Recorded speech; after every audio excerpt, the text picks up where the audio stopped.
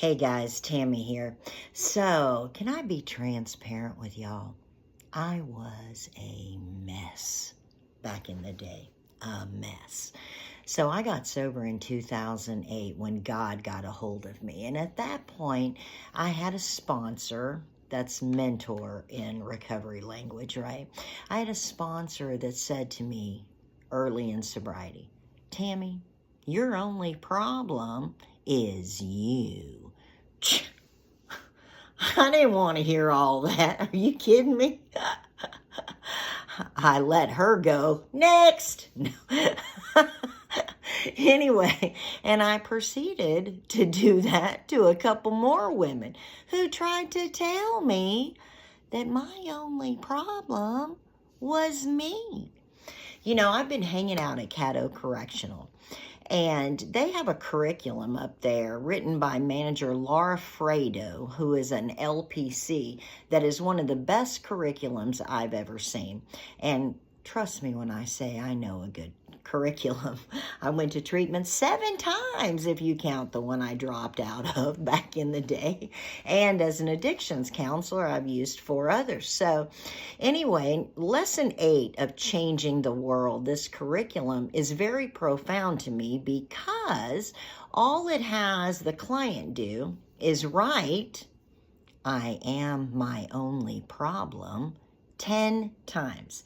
And then they have to stand up and say that to their fellow group members. I am my only problem. I am my only problem. Each one in the group gets to hear that from their mouth. Then they stand at the top of the dorm on the 2nd floor, right, and announce to the whole dorm, I am my only problem.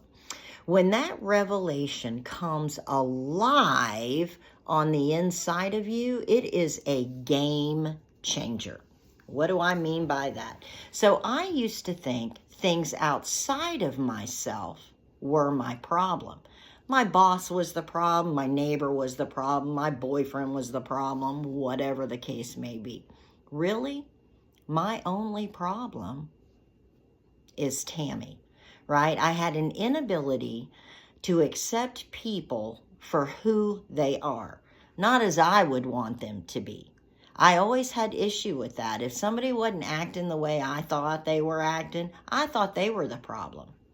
Wrong. Tammy was the problem. And that includes more than just people, right? That's situations as well. I had an inability to deal with life on life's terms. I always had to have things be perfect for me to be happy, which is ridiculous, right? Nothing is ever perfect. So I had to learn to be content in all circumstances, just like Philippians 4:19 talks about, to be content. And one of the ways that I do that is I use the phrase, it is what it is, a lot. Right?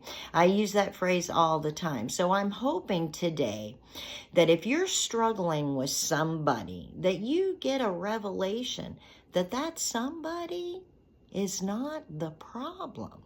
It may be your inability to accept people for who they are that is the real issue. You guys be blessed.